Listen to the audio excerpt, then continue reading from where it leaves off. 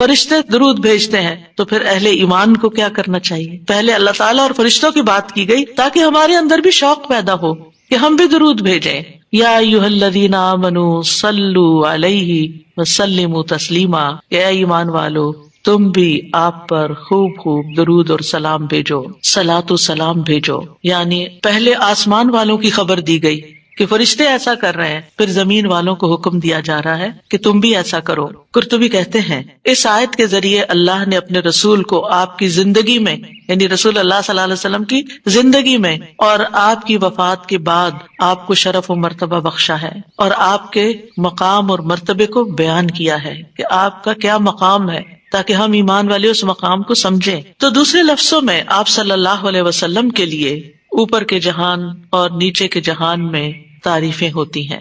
یعنی ہم بھی آپ کی تعریف کرتے ہیں اور فرشتے بھی آپ کی تعریف کرتے ہیں، ہم بھی آپ کے لیے دعائیں کرتے ہیں، فرشتے بھی آپ کے لیے دعائیں کرتے ہیں. اور اللہ سبحانہ وتعالی ملائے اعلیٰ میں مقرب فرشتوں کے پاس اپنے نبی کی تعریف کرتے ہیں. آپ دیکھیں کہ دنیا میں طرح طرح کی مجالس ہوتی ہیں نا، کچھ مجالس بڑی خاص ہوتی ہیں، خاص لوگ صرف انوائٹیڈ ہوتے ہیں، ہر کوئی نہیں وہاں جا سکتا. آسمانوں میں بھی خاص مجالس، اللہ سبحانہ وتعالی کے جو خاص مقرب فرشتے ہیں جنہیں وہ حکم دیا گیا تھا کہ آدم کو سجدہ کرو، جن کے سامنے اللہ تعالیٰ نے یہ بات رکھی تھی کہ میں آدم کو پیدا کرنے جا رہا ہوں. یہ گیدرنگ جو ہے اس کو ملائے اعلیٰ کہتے ہیں. ملا کہتے ہیں سرداروں کو، اور اعلیٰ کہتے ہیں بلند سردار.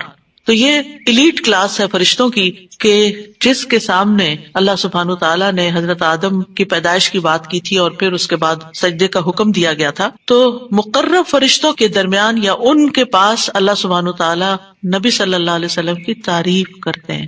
ذرا سوچئے، امیجن کیجئے فرشتوں کی مجلس.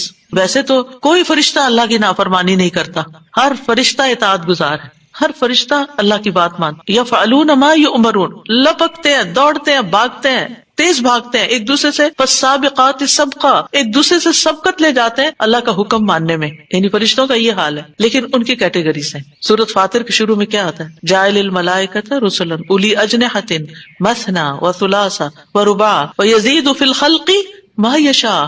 2 پروں والے فرشتے بھی ہیں، 3 والے بھی ہیں، 4 والے بھی ہیں، اور پھر اللہ جتنی چاہتا ہے بڑھا دیتا ہے. جبریل علیہ السلام کے تو 600 پر ہیں. سوچئے کیا کیفیت ہوگی ان کی.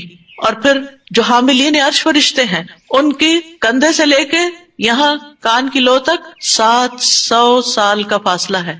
اتنا عرصہ کوئی سفر کرتا رہے. اب آپ خود سوچیں کہ اتنے بڑے فرشتے ہیں وہ، ان کے سامنے اللہ سبحانہ و تعالی محمد صلی اللہ علیہ وسلم کی تعریف فرماتے ہیں. آپ کے مقام کا اندازہ کریں. کیا ہم نے قدر کی اپنے نبی کی؟ ہم کیا درود پڑھتے ہیں، ہم کیا تعریف کرتے ہیں، ہم کتنا جانتے ہیں آپ کو، ہم آپ کی سنت کو کیا سمجھتے ہیں. حدیث، یہ تو حدیث ہے، یہ قرآن تو نہیں ہے. استغفر اللہ. آپ نے دین کے مختلف چیزوں میں فرق کر دیا جس کو خود رسول اللہ صلی اللہ علیہ وسلم دے کر گئے تھے. آپ کس راہ پہ چل پڑے؟ تو آپ سوچئے کہ اللہ کے رسول صلی اللہ علیہ وسلم کی تعریف وہاں ہو رہی، راہ گزرتا بھی کوئی ہماری تعریف کر دے نا تو ہم ایسے بھول جاتے ہیں کہ بڑی چیز ہو گئے، ہم پتہ نہیں کیا بن گئے ہیں. اس کو بھی بہت کچھ سمجھتے ہیں. کبھی فیس بک پہ لگاتے ہیں یہ فلاں نے ہماری تعریف کی ہے، کبھی کچھ کرتے ہیں، کبھی کچھ کرتے ہیں. تعریف. آپ سوچئے پھر ہم کیا ہے اور محمد صلی اللہ علیہ وسلم کیا ہے جن کی تعریف اللہ تعالیٰ کر رہے ہیں اور وہ فرشتوں کی مجلس میں کر رہے ہیں. اس تعریف کا کیا کہنا.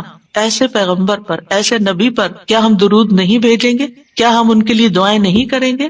اللہ سبحانہ تعالیٰ سے ان کے لیے وسیلہ نہیں مانگیں گے؟